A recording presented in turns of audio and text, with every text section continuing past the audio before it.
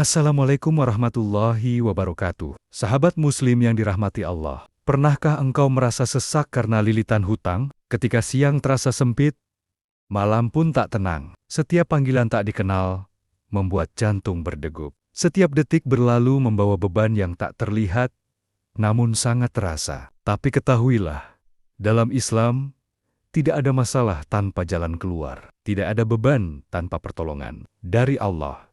Bahkan hutang yang menumpuk pun bisa dilunasi jika engkau yakin dan ikhtiar dengan cara yang Allah ridhoi. Hari ini, kita akan membahas 3 amalan luar biasa yang dapat menjadi sebab datangnya pertolongan Allah untuk melunasi hutang, disertai dalil dari Al-Quran dan hadis Rasulullah SAW. Amalan pertama, membaca doa pelunas hutang yang diajarkan Rasulullah SAW. Di antara amalan paling dahsyat yang bisa dilakukan untuk melunasi hutang adalah berdoa dengan doa yang diajarkan langsung oleh Nabi Muhammad SAW. Dalam sebuah hadis sahih, Rasulullah mengajarkan doa ini kepada sahabatnya yang mengeluh karena terlilit banyak hutang. Artinya, "Ya Allah, cukupkanlah aku dengan rezekimu yang halal agar terhindar dari yang haram, dan kayakanlah aku dengan karuniamu agar tidak bergantung pada selainmu."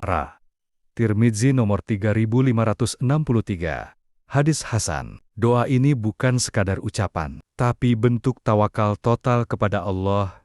Membaca doa ini setiap hari setelah sholat, terutama setelah sholat fardu dan tahajud, menjadi ikhtiar ruhani yang sangat kuat. Karena siapa yang menggantungkan harapannya hanya kepada Allah, maka Allah tidak akan mengecewakannya. Bayangkan, seorang sahabat pun pernah dililit hutang, dan Nabi tidak memberinya uang, tapi memberinya doa. Karena doa itulah yang membuka pintu pertolongan dari arah yang tak terduga. Amalan kedua, memperbanyak istighfar dan taubat. Hutang seringkali bukan hanya soal kekurangan harta, tapi juga bisa jadi teguran atas kelalaian kita terhadap dosa-dosa yang kita lakukan. Dalam Al-Quran, Allah berfirman, "Maka aku katakan kepada mereka, mohonlah ampun kepada Tuhanmu. Sungguh, Dia adalah Maha Pengampun. Niscaya Dia akan mengirimkan hujan kepadamu dengan lebat, dan membanyakan harta dan anak-anakmu, dan mengadakan untukmu kebun-kebun, dan mengadakan pula di dalamnya sungai-sungai." Quran Surah Nuh 10-12.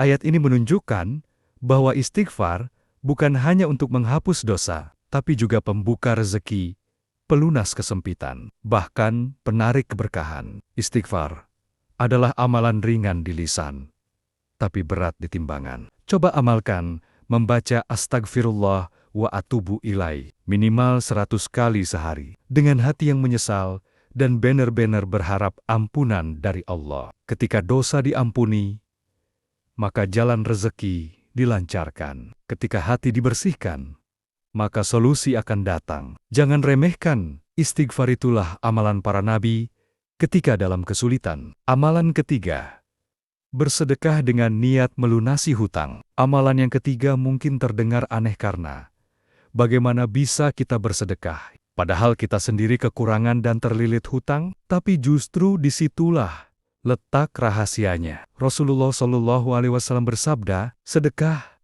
tidak akan mengurangi harta." Hadis riwayat Muslim nomor 2588. Dalam logika manusia, sedekah mengurangi harta. Tapi dalam logika iman, sedekah justru melipat gandakan rezeki, menghapus dosa, dan membuka pintu pertolongan. Sedekah adalah investasi kepada Allah.